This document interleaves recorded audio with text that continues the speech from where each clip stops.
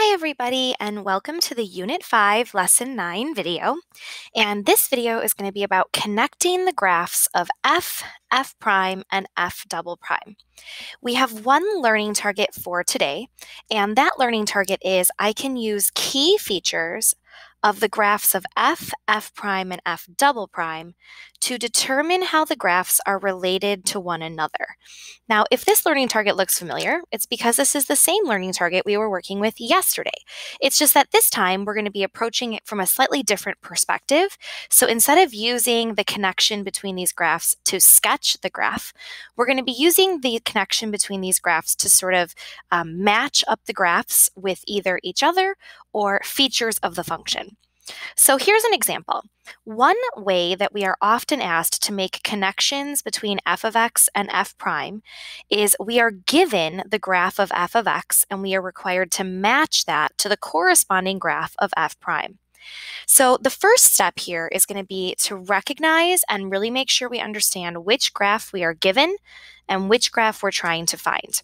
It says here, let f of x have the graph shown at the right.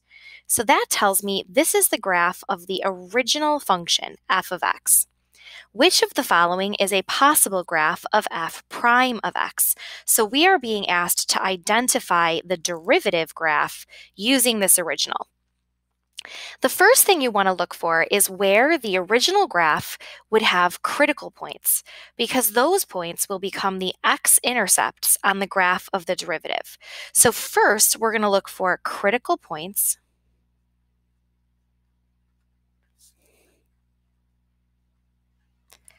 Because those will become x-intercepts on the graph of f prime. So on this graph, there would be critical points at -2 and 0, which means right now I'm going to start by looking for graphs that have critical points at x-intercepts at -2 and 0. This first graph has x-intercepts at -2 and 0. The second graph also has x-intercepts at -2 and 0. The third graph has x-intercepts at 0 and +2. So this cannot be the graph of f prime because the x-intercepts are not in the correct spots. Part D has x-intercepts at 0 and +2. So again, this cannot be the graph of f prime because the x-intercepts are not in the correct spots. Next, we're going to look for where this graph is increasing. So wherever this graph is increasing, or in other words, it has a positive slope, is going to become the parts of the graph that are above the x-axis on the graph of the derivative. So this graph has a positive slope right here on the left side of the first critical point, and right here on the right side of the second critical point. That means I'm looking for a graph that is above the x-axis on the left side of the first one and the right side of the second one. If I look at the graph in part A, it is above the x-axis on the left side of the first critical point and on the right side of the second critical point. So that does correspond to what I'm looking for here. For option B, if I look for where this graph is above the x-axis, it is above the x-axis in between the two critical points. Now that is not correct. We're looking for one that's above the x-axis on the outside of the critical points.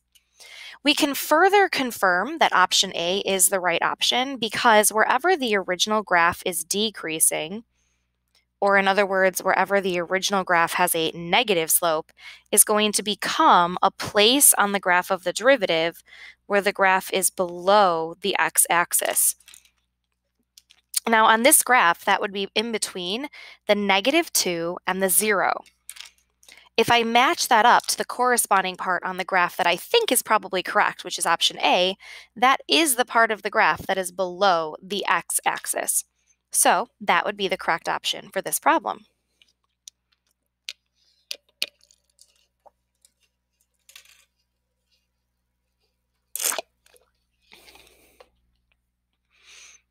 Now for problem number 2, we're going to do a similar problem, only this time we're going to be given the graph of f prime.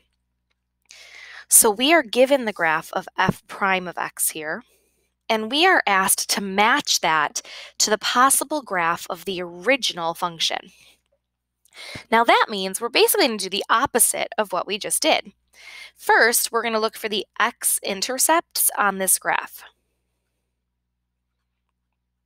Because the x-intercepts on the graph of f prime are going to become the critical points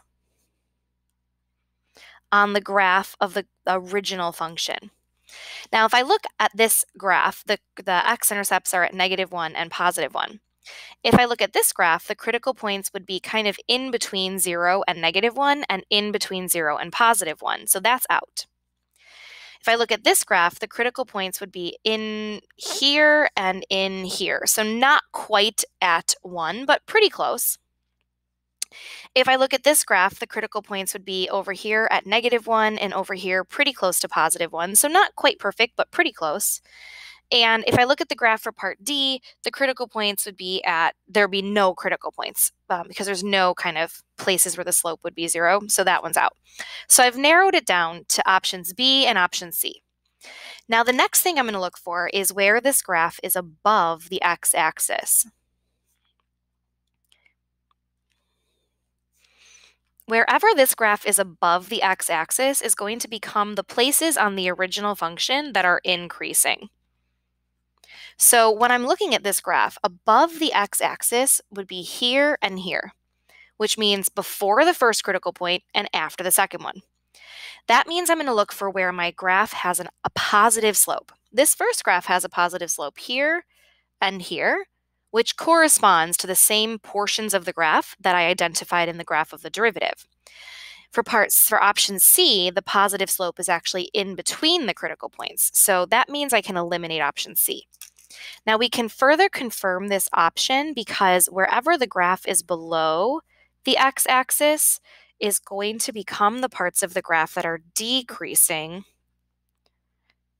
on the graph of the derivative, which would be this part right here. And if I match that up to the corresponding decreasing parts on the graphs of my potential original f of x's, that would match the in-between part right here. So that tells me that this is indeed the correct option for that graph. So as you can see here, we're using a lot of the same concepts, the idea that the critical points become the x-intercepts on the graph of the derivative, that whenever my original function is increasing, it becomes the parts on the graph that are above the x-axis, and when my original function is decreasing, it becomes the parts of the graph of the derivative that are below the x-axis. All of those connections are maintained here. It's just in more of a matching context, so we can use a little bit of elimination process to kind of narrow down the answers. Let's take a look at some more options. What if we need to use information about derivatives to identify graphs and tables? So for problem number 3 here, it says if y is a function of x such that y prime is greater than 0 for all x's and y double prime is less than 0 for all x's, which of the following could be part of the graph of the original function? Now, what this really comes down to is knowing what the first and second derivative tell you about a graph. The first derivative here is positive. It says y prime is greater than 0. That means that the original graph is going uphill because we have a positive first derivative. It also tells me that the second derivative is negative. It's less than 0. Now, since the second derivative tells me about concavity, that means the graph that I'm looking for is always concave down. So I'm going to look for a graph that is always uphill and always concave down. Out of all the options here, the only graph that is always going uphill and always concave down is going to be option B. So that is the correct option. Now, in a similar way, we can look at problem number 4.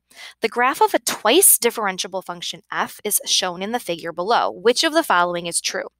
Now, if we look at these answer choices, you can see that every single answer choice is asking us to compare the f of 1 value, so the function value, f prime of 1, which is the derivative at the number 1, and f double prime of 1, which is the second derivative. So first, let's look at the graph when x is 1. When x is 1, the point on the graph that we're looking at is located right here.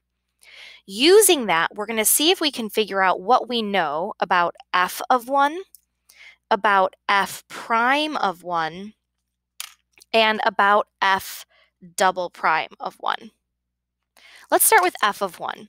F of 1 would be the y value of the function when x is 1. And in this case, because it's an x-intercept, we would get 0.